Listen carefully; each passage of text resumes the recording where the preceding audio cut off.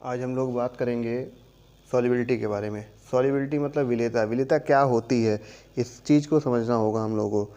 जैसे कि हम जानते हैं कि सॉल्यूशन जब भी बनाना होता है तो सॉल्यूशन बनाने के लिए हमें दो मुख्य चीज़ें चाहिए। दो मुख्य चीज़ें कौन सी? एक सॉल्यूट और दूसरा सॉल्वेंट। तो सॉल्यूट को सॉल्वेंट के साथ अगर डिज़ोल्व कर दिया जाए तो इसी को हम क्या बोल सकते हैं? सॉल्युबिलिटी कह सकते हैं, विलेयता कह सकते हैं। ठीक है। तो अब इसकी एक एक डिफिनीशन होनी चाहिए कि amount of solute dissolve in a litre of solvent, कि 1 लीटर सॉल्वेंट में जितना सॉल्यूट डिजॉल्व कर रहे हैं वही उसकी सॉल्युबिलिटी हो गई, या 100 ml में जितना सॉल्यूट डिजॉल्व कर रहे हैं वो उसकी सॉल्युबिलिटी हो गई। तो इस अकॉर्डिंग हम एक डेफिनेशन लिख सकते हैं। यहाँ सॉल्युबिलिटी को अगर हम एस से डिनोट कर लेते हैं यहाँ पे, तो लिख सकते हैं amount of solute upon 100 ml solvent, या वॉल्यूम ऑफ सॉल्वेंट, ठीक है, इन ml इंटू 100। तो परसेंट सॉल्युबिलिटी आपकी निकल जाएगी यहाँ से। तो कहने का मतलब ये हुआ कि सॉल्युबिलिटी कुछ नहीं है, सिर्फ सॉल्वेंट, जो आपका सॉल्वेंट रखा हुआ है उसमें जो सॉल्यूट आप डिज़ोल्व करने जा रहे हो। मान लीजिए यहाँ पे आपने कोई सॉल्वेंट रखा हुआ है और ये जो सॉल्यूट डिज़ोल्व करने जा रहे हो, तो the quantity of solute is dissolving in the solvent is known as solubility. ठीक है। उस सॉल्यूट की जो क्वांटिटी है वही क्या है? सॉल्युबिलिटी है। अब बात ये आती है कि सॉल्यूट किस तरह का होगा या सॉल्वेंट किस तरह का होगा, किस तरह से इसको डिज़ोल्व किया जाएगा। जैसे कि हम जान रहे हैं कि हम लोग on the basis of phase, मतलब कि अगर ऐसे देखें कि सॉल्यूट और सॉल्वेंट को कितने पार्ट्स में डिवाइड कर सकता है स्टेट के अकॉर्डिंग, तो स्टेट के अकॉर्डिंग जैसे सॉल्यूट हो गया, ठीक है, तो क्या जो है सॉलिड सॉल्वेंट नहीं हो सकता है, सॉलिड सॉल्वेंट भी हो सकता है। लेकिन मेनली यहाँ पर हम लोग क्या कर रहे हैं कि हम लोग सॉल्वेंट कौन सा ले रहे हैं? सिर्फ लिक्विड सॉल्वेंट लेते हैं। ठीक है। अब लिक्विड में आप चाहे जैसा सॉल्वेंट ले रहे हैं, लेकिन लिक्विड सॉल्वेंट ले रहे हैं। और इनके तीनों केसेस से विचार किया जाए, सॉलिड, लिक्विड और गैस। ठीक है। ये हो गया आपका सॉल्यूट और ये वाला हो गया सॉल्वेंट। तो इस तरह से करके देख रहे हो, तीन तरह के सोल्यूशन आपके सामने हैं, एक सॉलिड लिक्विड, लिक्विड लिक्विड और गैस लिक्विड। बहुत नॉर्मल पहला सोल्यूशन, बहुत नॉर्मल है। सॉलिड लिक्विड, सॉलिड को आप लिक्विड में डिज़ोल्व करते हो, बहुत बार देखा हुआ है। शुगर इन वाटर, है ना, sugar in water, liquid liquid, ये भी सोल्यूशन बहुत देखा हुआ है, देखा हुआ होगा मेरे ख्याल से। जैसे हो गया आपका लेमन जूस, ठीक है, इन वाटर। ऐसे तमाम सारे सोल्यूशन हो सकते हैं लिक्विड के, तो ये भी देखे हुए हैं। गैस इन लिक्विड, ऐसा कोई सोल्यूशन हमने बनाया है क्या डेली लाइफ में? डेली लाइफ में ऐसा कोई सोल्यूशन बनाते हैं? नहीं बनाते हैं ना। ऐसा कोई सोल्यूशन हम डेली लाइफ में नहीं बनाते हैं, लेकिन अपने इन्वायरमेंट में ऐसे बहुत सारे सोल्यूशन प्रेजेंट हैं। जैसे अपना ब्लड ही हो गया, ब्लड में भी ऑक्सीजन डिज़ोल्व होती है, कार्बन डाइऑक्साइड डिज़ोल्व होती है। इसी तरह से आपका जो पीने का पानी है, पोर्टेबल वाटर, इसमें भी ऑक्सीजन डिज़ोल्व है। यानी लिक्विड में भी गैस डिज़ोल्व होती है। ऑलमोस्ट सारी गैसेस जो इजीली वे में लिक्विफाई हो जाती हैं, वो सारी की सारी गैसेस आराम से लिक्विड में डिज़ोल्व हो सकती हैं। ठीक है। और जो नहीं भी होती वो भी लगभग लिक्विड में डिज़ोल्व हो जाती हैं। वो उनका हाँ परसेंटेज ज़रूर है कि परसेंटेज कम हो सकता है या ज़्यादा हो सकता है, लेकिन हाँ गैसेस भी लिक्विड में डिज़ोल्व होती हैं, तो इनके भी सोल्यूशन होते हैं। हम लोगों को यहाँ पर एक चीज़ और पढ़नी है, ध्यान से इस चीज़ को पढ़ना पड़ेगा कि कौन सा सॉल्यूट किस सॉल्वेंट में डिज़ोल्व हो रहा है और इसमें कौन कौन से फैक्टर अप्लाई होंगे, किस वजह से इसकी सॉल्युबिलिटी घटेगी या इसकी सॉल्युबिलिटी बढ़ेगी। ठीक है। इस चीज़ को बहुत ध्यान से देखना होगा। देखते हैं आगे इसको। हम लोग अब आज उन कारणों पर भी चर्चा कर लेते हैं, उन फैक्टर्स को भी देख लेते हैं जो फैक्टर सॉल्युबिलिटी को आपके अफेक्ट करते हैं। देखिए, सॉल्युबिलिटी को अफेक्ट करने से पहले हम इसको देख लें कि एक बहुत ही, जैसे कहते हैं, यूनिवर्सल रूल है। यूनिवर्सल रूल कहा गया है कि लाइक डिज़ोल्व्स लाइक। ठीक है। इस पॉइंट को याद रखें, like dissolves like. Like dissolve likes का मतलब ये है कि दो तरह के कंपाउंड हो सकते हैं, एक पोलर और दूसरा नॉन पोलर, ठीक है। एक पोलर होगा और दूसरा नॉन पोलर होगा।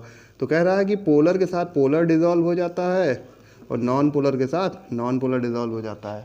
कैसे ऐसा हो सकता है? देखिए क्या होता है कि ऐसा एग्जांपल देख लेते हैं।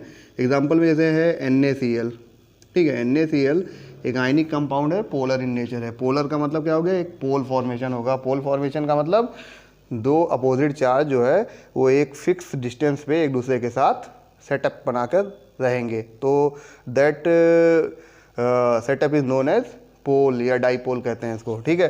तो अब यहाँ पर एक पॉजिटिव चार्ज और दूसरा निगेटिव चार्ज, ये दोनों हैं यहाँ पर। तो सोडियम पॉजिटिव और क्लोरीन निगेटिव, ऐसा पार्शियल चार्ज इनके ऊपर हमेशा बना रहता है। तो इस वजह से ये क्या है? पोलर इन नेचर है। पोलर इन नेचर होने की वजह से ये easily dissolve in water, H2O में इजीली डिजॉल्व हो जाएंगे। लेकिन अगर H2O की जगह पे कोई नॉन पोलर सॉल्वेंट ले आया है, जैसे एग्जांपल के लिए हेक्सेन ले लेते हैं, N हेक्सेन ले लेते हैं, ठीक है, या एग्जांपल के लिए यहाँ पर हम केरोसिन ले लेते हैं, केरोसिन इजीली अवेलेबल है। तो अब ये जो है इसमें NaCl डिज़ोल्व करने का प्रयास करें तो NaCl डिज़ोल्व नहीं होगा, या हम शुगर को डिज़ोल्व करने का प्रयास करें, शुगर वाटर में इजीली डिज़ोल्व हो जाएगी, लेकिन यहाँ पर डिज़ोल्व नहीं होगी। क्यों नहीं डिज़ोल्व होगी? क्योंकि शुगर भी जो होता है पोलर नेचर का होता है। शुगर में भी हाइड्रोक्सी ग्रुप होता है, जिसकी वजह से वो पोलर नेचर का होता है, हाइड्रोक्सी कार्बोनिल ग्रुप की वजह से। लेकिन यहाँ पर ये जो N हेक्सेन या केरोसिन है, ये नॉन पोलर नेचर के हैं, जिसकी वजह से वो उसमें डिज़ोल्व नहीं होगा, ठीक। दूसरी हम नॉन पोलर की बात कर लेते हैं। नॉन पोलर में आयोडीन एग्जांपल आ गया। तो आयोडीन जो है वो वाटर में डिज़ोल्व नहीं होगा, या पार्शली डिज़ोल्व होता है, बहुत ही हल्का था, ऐसे कह नहीं सकते कि डिज़ोल्व होता है, ठीक है। जबकि इजीली डिज़ोल्व हो जाएगा कार्बन टेट्राक्लोराइड में, ठीक। तो कहने का मतलब ये हो गया कि पोलर पोलर के साथ डिज़ोल्व हो जाएगा और नॉन पोलर के साथ डिज़ोल्व हो जाएगा। तो ये एक यूनिवर्सल लॉ है कि लाइक डिज़ोल्व्स लाइक, जो जैसा होगा वो उसी के साथ डिज़ोल्व होगा, ठीक है। तो सोल्यूट और सॉल्वेंट देखना पड़ेगा आपको कि कैसा सोल्यूट है वैसा ही सॉल्वेंट आपको चाहिए, जैसा सोल्यूट होगा वैसा ही सॉल्वेंट चाहिए, ठीक है। फैक्टर अफेक्टिंग सॉल्युबिलिटी में सबसे पहले यहाँ पर जो सबसे इंपॉर्टेंट फैक्टर है वो है टेम्परेचर, ठीक है। टेम्परेचर की बात करें, जैसे कि डेफिनेशन भी सॉल्युबिलिटी की जब दी जाती है तो कहा जाता है एट डेफिनिट टेम्परेचर या एट कांस्टेंट टेम्परेचर। मतलब वो टेम्परेचर जो है वो फिक्स टेम्परेचर पर बात कर रहा है, लेकिन अगर टेम्परेचर वेरी करता है तो क्या होता है, ठीक, टेम्परेचर की बात कर रहे हैं, ठीक। आप ध्यान दीजिएगा, टेम्परेचर की जब बात की जा रही है तो यहाँ पर सॉल्यूट की स्टेट देखनी जरूरी है। सॉल्यूट सॉलिड है, सॉल्यूट लिक्विड है और सॉल्यूट गैस है। इन जनरल अगर बात करेंगे तो सॉलिड अगर सॉल्यूट है, टेम्परेचर इंक्रीज़ किया जाएगा तो सॉल्यूट की सॉल्युबिलिटी इंक्रीज़ करेगी, ठीक है। टेम्परेचर बढ़ाया जाएगा, लिक्विड की सॉल्युबिलिटी इंक्रीज़ करेगी। लेकिन अगर गैस की बात किया जाएगा तो सॉल्युबिलिटी क्या होगा? डिक्रीज़ करेगी। इस चीज़ का ध्यान रखिएगा, अगर गैस की बात कर रहा है तो सॉल्युबिलिटी डिक्रीज़ ही करेगी, इंक्रीज़ नहीं करेगी। तो इस तरह से करके हमारे पास यानी कि तीन तरह के सॉल्यूट हो सकते हैं, एक सॉलिड, दूसरा लिक्विड और तीसरा गैस। तो सबके लिए अलग अलग बिहेवियर होगा टेम्परेचर का। बात करते हैं सॉलिड की, सॉलिड से शुरुआत करते हैं हम लोग, ठीक है। तो सॉलिड से अगर शुरुआत कर रहे हैं तो सॉलिड जब डिज़ोल्व होगा किसमें? सॉल्वेंट में, ठीक है। सॉल्यूट जो सॉलिड है वो सॉल्वेंट लिक्विड सॉल्वेंट में जब डिज़ोल्व होगा तो सॉल्यूशन का फॉर्मेशन करेगा, ठीक है। इस फॉर्मेशन में डेल्टा एच, ये एक थर्मोडायनेमिक पैरामीटर आ गया आपके सामने। इस डेल्टा एच की वैल्यू में चेंज आया, यदि वैल्यू निगेटिव हुई या वैल्यू पॉजिटिव हुई या वैल्यू ज़ीरो हुई, इसके अकॉर्डिंग सॉल्युबिलिटी पर अलग अलग इफेक्ट पड़ता है। जैसा कि कहा जाता है कि अगर डेल्टा एच की वैल्यू ज़ीरो रहती है तो टेम्परेचर बढ़ाने या घटाने का सॉल्युबिलिटी पर कोई फ़र्क नहीं पड़ेगा। सॉल्वेंट जैसा पहले डिज़ोल्व हो रहा था वैसा ही बाद में भी डिज़ोल्व होगा, टेम्परेचर का कोई इफेक्ट नहीं पड़ने वाला। लेकिन अगर डेल्टा एच की वैल्यू निगेटिव होती है यानी एक्सोथर्मिक रिएक्शन होती है तो उस कंडीशन में आपकी सॉल्युबिलिटी डिक्रीज़ करेगी तब जब टेम्परेचर इंक्रीज़ किया जाएगा, और डेल्टा एच की वैल्यू जब पॉजिटिव होगी तो सॉल्युबिलिटी इंक्रीज़ करेगी जब टेम्परेचर इंक्रीज़ किया जाएगा, ठीक है। तो एक कैसे ही नॉर्मल एक ग्राफ प्लाट कर लिया जाए इसके लिए कि इधर टेम्परेचर है केल्विन में इंक्रीज़ कर रहा है, और ये सॉल्युबिलिटी हो गई आपकी ग्राम पर लीटर में, ये इंक्रीज़ कर रही है। तो कह रहा है डेल्टा एच की वैल्यू 0 है, तो इसके लिए मान लेते हैं कि डेल्टा एच की वैल्यू 0 है। टेम्परेचर बढ़ा रहे हैं लेकिन सॉल्युबिलिटी पर कोई फ़र्क नहीं पड़ रहा। इसी तरह से कोई कंपाउंड है जिसके लिए आप देख रहे हो कि टेम्परेचर बढ़ाते जा रहे हो, सॉल्युबिलिटी बढ़ती जा रही है, इसका मतलब इसके लिए डेल्टा एच की वैल्यू कैसी होगी, पॉजिटिव होगी। और कोई ऐसा कंपाउंड होगा जिसके लिए जैसे जैसे टेम्परेचर बढ़ाते जा रहे हो उसकी सॉल्युबिलिटी डिक्रीज़ कर दी जा रही है, तो डेल्टा एच की वैल्यू क्या हो जाएगी, निगेटिव। निगेटिव का मतलब ये रिएक्शन कैसा होगा, एक्सोथर्मिक, और ये कैसा होगा, एंडोथर्मिक। ठीक है, तो अब आपको याद होगा, क्योंकि ये देख रहे हो यहाँ पर रिवर्सिबल का साइन लगा है, तो ली चैटलियर प्रिंसिपल याद होगा। ठीक है, उसमें क्या कहा गया था कि जब भी कोई रिएक्शन जो है रिवर्सिबल स्टेट में होगी और डेल्टा एच की वैल्यू निगेटिव होती है, तो टेम्परेचर बढ़ाने पर वो किस डायरेक्शन में मूव करेगा, बैकवर्ड डायरेक्शन में शिफ्ट करेगा। और डेल्टा एच की वैल्यू पॉजिटिव होगी तो टेम्परेचर बढ़ाएंगे तो वो फॉरवर्ड डायरेक्शन में शिफ्ट करेगा। मतलब कि वो इक्विलिब्रियम को उस डायरेक्शन में शिफ्ट करता है जहाँ पर वो जो फैक्टर इंक्रीज़ किया जा रहा है उसके इफेक्ट को क्या कर सके, नॉर्मलाइज कर सके, जिसे कैंसिल आउट कर सके। ठीक है, तो इस तरह से करके ली चैटलियर प्रिंसिपल के अकॉर्डिंग सॉल्युबिलिटी पर इफेक्ट पड़ता है। ठीक, अब बात करते हैं हम लोग गैस स्टेट की। हम यहाँ लिक्विड स्टेट को छोड़ रहे हैं, हम लोग सीधे गैस स्टेट पे आ रहे हैं। ठीक है, गैस स्टेट पर क्या फ़र्क पड़ेगा, टेम्परेचर अगर बढ़ाते हैं या टेम्परेचर घटाते हैं तो गैस स्टेट पर क्या इफेक्ट पड़ता है। देखिए, हमने पहले ही बोल दिया कि अगर आप टेम्परेचर बढ़ाते हो तो क्या होगा, गैसेस की जो सॉल्युबिलिटी है वो डिक्रीज़ ही करेगी, वो इंक्रीज़ नहीं करेगी। ठीक है, सिर्फ एक एक्सेप्शन यहाँ पर दिखता है हाइड्रोजन का, इसको छोड़ दीजिए आप, तो और सभी गैसेस की सॉल्युबिलिटी जो होती है वो डिक्रीज़ ही करेगी, इंक्रीज़ नहीं करेगी। बड़ा अच्छा सा इसका एग्जांपल है, आपने पढ़ा होगा थर्मल पॉल्यूशन के बारे में। ठीक है, थर्मल पॉल्यूशन यानी ताप प्रदूषण। ताप प्रदूषण किसे कहते हैं, तो ताप प्रदूषण किसे कहते हैं, जब ये वाला प्रॉब्लम अप्लाई हो जाता है, क्या होता है कि जब हम पानी को गर्म करते हैं तो यानी उसका टेम्परेचर इंक्रीज़ होता है। तो टेम्परेचर इंक्रीज़ होता है तो जो भी उसमें अमाउंट गैस का डिज़ोल्व है वो क्या होगा, वो अमाउंट जो डिज़ोल्व है वो गैस क्या होगी, बॉयल आउट हो जाएगी, बाहर निकल जाएगी। जब बाहर वो निकल जाएगी तो वहाँ पर गैस की अमाउंट कम हो गई, लेकिन वो जो अमाउंट वहाँ पर चाहिए था वो नेसेसरी अमाउंट था। क्यों नेसेसरी था, क्योंकि वहाँ पर जब इस पानी को हम कभी रिवर में या लेक में या पॉन्ड्स में जब जाने देते हैं तो क्या होता है कि वहाँ पर जो लिविंग ऑर्गेनिज्म है, तो उन ऑर्गेनिज्म को जो सांस लेना है वो किसके थ्रू लेना है, वाटर के थ्रू, वाटर में डिज़ोल्व ऑक्सीजन के थ्रू। तो वो जो ऑक्सीजन का कंटेंट कम हो गया, वो ऑक्सीजन का कंटेंट उनके लिए क्या होगा, हार्मफुल हो जाएगा, और उनकी जो है कम ऑक्सीजन की वजह से क्या होगा, उनको धीरे धीरे नुकसान होगा और हो सकता है मर जाए। तो ऐसी कंडीशन में the pollution is known as thermal pollution. इसी पोल्यूशन को थर्मल पोल्यूशन कहते हैं। तो यहाँ पर जितने भी आपके जो है थर्मो पावर प्लांट हो गए या न्यूक्लियर पावर प्लांट्स हैं, तो इनमें से जो भी कूलेंट यूज़ किया जाता है न्यूक्लियर पावर प्लांट में, वो वाटर यूज़ किया जाता है। और जो है थर्मल पावर प्लांट जो होते हैं उसमें वाटर को ही बॉयल करके एनर्जी जनरेट की जाती है। तो वहाँ पर जितना भी पानी छोड़ा जाता है नदियों में वो सारा का सारा हीटेड वाटर रहता है, इस वजह से वो थर्मल पोल्यूशन काज करता है। ठीक है, तो वहाँ पर आपको ये बात तो समझ में आ ही गई होगी मेरे ख्याल से कि जब पानी को गर्म किया जाता है तो गैस क्या होगी, बाहर आएगी। जाहिर सी बात है, मॉलिक्यूलर काइनेटिक एनर्जी इंक्रीज़ कर जाएगी तो बाहर भाग जाएगा। ज़बरदस्ती उसको जो है डिज़ोल्व भी किया गया था, क्योंकि गैस जो है वो वाटर में डिज़ोल्व होने की स्थिति में थी नहीं, तो उसको प्रेशर लगा के डिज़ोल्व किया गया था। अब आते हैं आगे दूसरे फैक्टर पे पढ़ रहे हैं। दूसरा फैक्टर है nature of solute and solvent. जैसा कि हम पहले ही बता चुके कि सॉल्यूट और सॉल्वेंट का नेचर बहुत कुछ उस पर डिपेंड करता है। जैसे कि पोलर के साथ सॉल्युबल होता है और नॉन पोलर के साथ सॉल्युबल होता है। यानी सॉल्यूट पोलर है तो सॉल्वेंट भी पोलर होना चाहिए, और सॉल्यूट नॉन पोलर है तो सॉल्वेंट भी नॉन पोलर होना चाहिए। ठीक है, ध्रुवीय के साथ विलय होगा और अध्रुवीय के साथ विलय होगा। इस चीज़ का ध्यान रखिएगा। ठीक, अब आते हैं तीसरा पॉइंट जो है वो सॉलिड के लिए है, वो कॉमन आयन इफेक्ट है। कॉमन आयन इफेक्ट आपने पहले भी पढ़ी है। कॉमन आयन इफेक्ट को ऐसे समझते हैं कि अगर साल्टेड वाटर है, साल्टेड वाटर, ठीक, यानी वाटर में पहले से NaCl प्रेजेंट होगा तो NaCl ब्रेक हो जाएगा किसमें, Na+ + Cl-। ऐसे पानी में अगर आप AgCl को डिज़ोल्व करना चाहें तो उसकी जो सॉल्युबिलिटी है वो नॉर्मल वाटर से कम हो जाएगी। नॉर्मल वाटर में मान लीजिए अगर 1 ग्राम AgCl डिज़ोल्व हो रहा है तो यहाँ पर आधा ही ग्राम डिज़ोल्व होगा या आधा ग्राम से भी कम हो सकता है। ठीक है, तो क्यों ऐसा हुआ? क्योंकि जब AgCl को वाटर में डिज़ोल्व किया जाएगा तो AgCl भी ब्रेक होगा किसमें?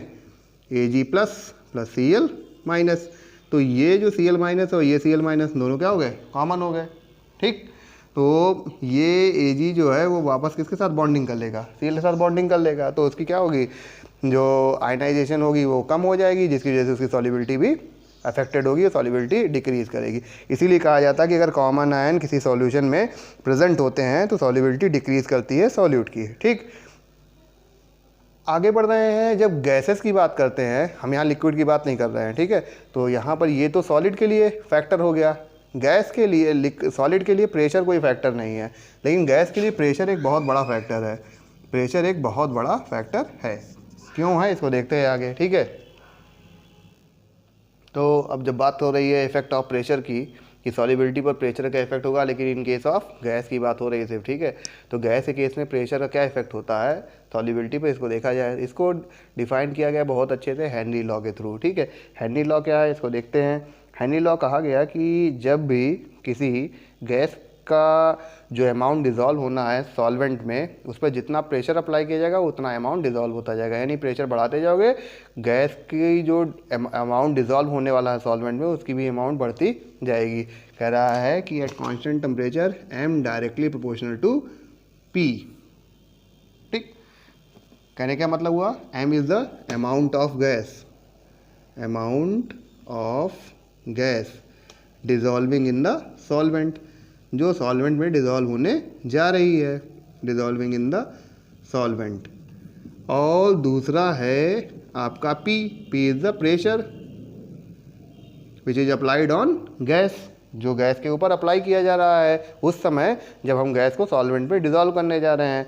तो ये हेनरी लॉ के थ्रू हम लोग को समझाया गया। इसमें कहा गया कि जब भी गैसेस को वाटर में या किसी भी सॉल्वेंट में सॉल्युबल किया जाता है तो उन पर जो प्रेशर अप्लाई होता है वो प्रेशर की अमाउंट अगर बढ़ाई जाती है तो सॉल्युबल गैस का अमाउंट भी बढ़ता है, और प्रेशर घटाया जाता है तो सॉल्युबल गैस का अमाउंट भी घटता है। इसका बहुत अच्छा सा एग्जाम्पल है आपका एरेटेड वाटर या सॉफ्ट ड्रिंक हो गए। तो उसमें जो फिज साउंड होता है जब आप बॉटल ओपन करते हो तो वो क्यों आता है? क्योंकि वहाँ पर आप जैसे ही बॉटल ओपन करते हो तो वहाँ पर आपका जो सॉल्यूशन है वो सीधे एटमॉस्फेरिक प्रेशर पर आ जाता है, जबकि जब उसे क्लोज़ किया जाता है तो एटमॉस्फेरिक प्रेशर से ज़्यादा प्रेशर पर क्लोज़ किया जाता है, जिसकी वजह से उसमें कार्बन डाइऑक्साइड गैस जो होती है वो डिज़ोल्व रहती है।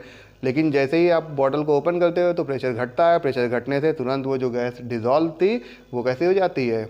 नॉन डिज़ोल्विंग कंपोनेंट के रूप में बाहर आ जाती है। तो जब बाहर आती है तो उसमें बबल फॉर्मेशन होता है और फिज साउंड आता है। ठीक है, तो ये जो है इसको हेनरी लॉ के थ्रू आराम से समझा जा सकता था।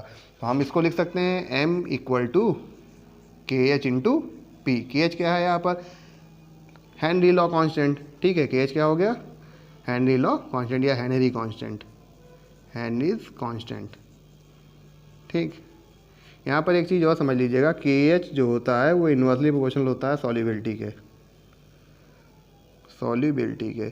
अगर KH की वैल्यू इंक्रीज़ करती है तो सॉल्युबिलिटी डिक्रीज़ करेगी, और KH की वैल्यू डिक्रीज़ करेगी तो सॉल्युबिलिटी इंक्रीज़ करेगी। ठीक है, इसको शॉर्ट में समझ लीजिए।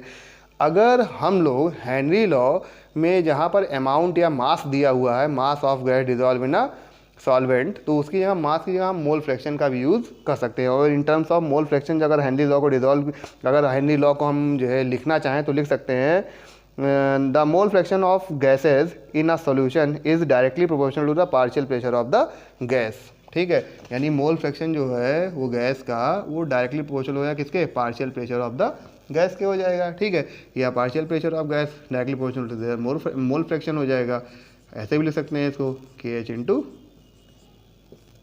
ठीक, तो दोनों चीज़ें हैं, आप चाहे जिस फॉर्म में लिखना चाहें हेनरी लॉ को लिख सकते हैं। ठीक, अब यहाँ पर क्या है कि हेनरी लॉ से भी कुछ क्वेश्चंस आते हैं, इनको भी ध्यान देना होगा। इससे पहले थोड़ा सा इसके बारे में हम लोग और पढ़ लेते हैं, क्योंकि हेनरी लॉ पे एक बार एक क्वेश्चन पूछा गया था कि लिमिटेशन क्या होती है। तो हेनरी लॉ में लिमिटेशन ये है कि जो गैस आप डिज़ोल्व करने जा रहे हो वो नॉन रिएक्टिंग होनी चाहिए, मतलब रिएक्ट ना करने वाली गैस हो, जो सॉल्वेंट के साथ रिएक्ट ना करे। ठीक है, ऐसा ना हो कि सॉल्वेंट के साथ रिएक्ट कर जाए।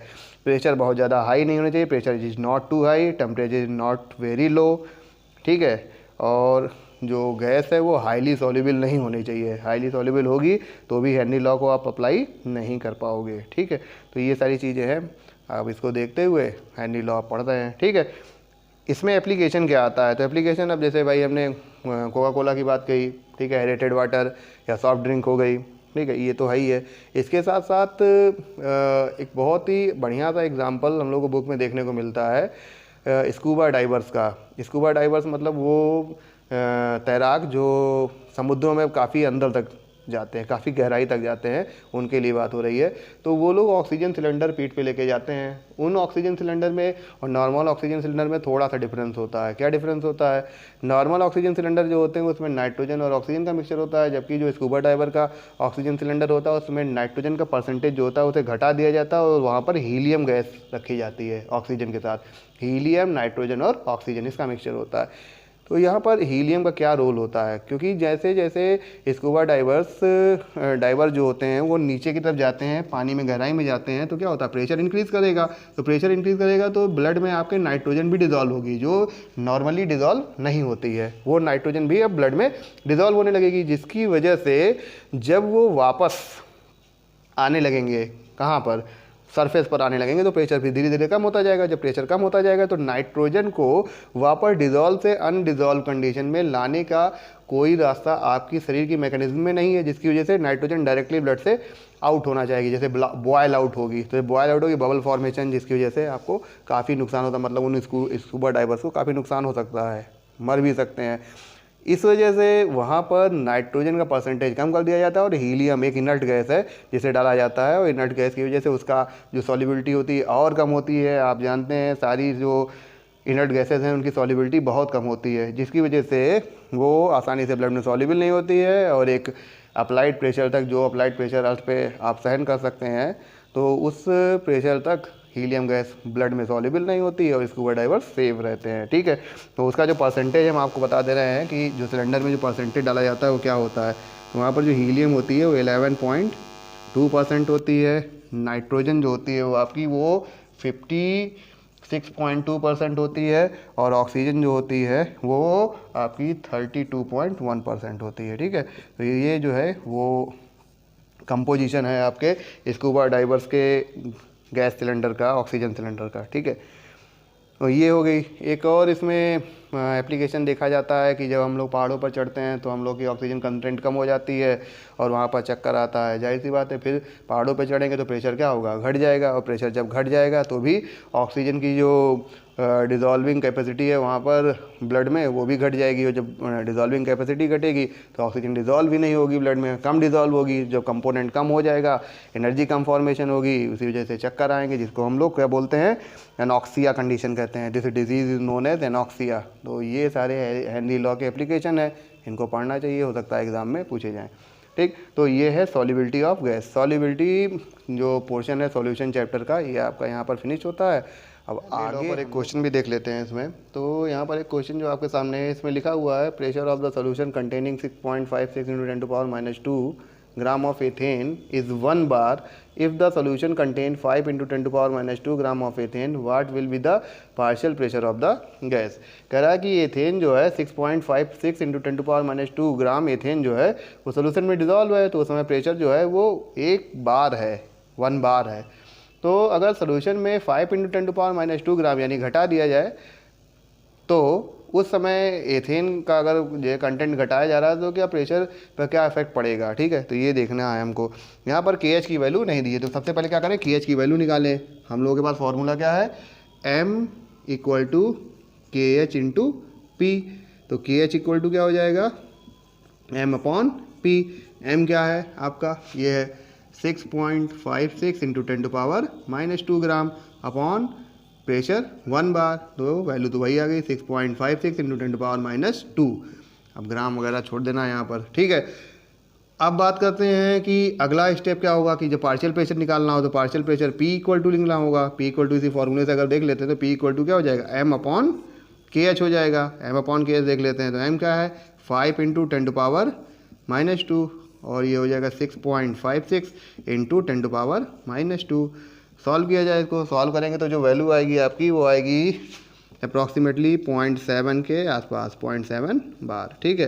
तो ये जो है प्रेशर डिक्रीज़ कर गया क्योंकि वहाँ पर जो कंटेंट है वो भी डिक्रीज़ किया। देखिए आप साफ साफ देख पा रहे हो न्यूमेरिकल के थ्रू भी कि अगर प्रेशर घटाया जाएगा तो जो डिज़ोल्विंग गैस का अमाउंट है वो भी घटेगा, ठीक है। तो ये वैलिडिटी हो गई आपके हेनरी लॉ की। इस तरह के बहुत सारे क्वेश्चन बुक्स में हैं, इनको आप सॉल्व कीजिए। धन्यवाद।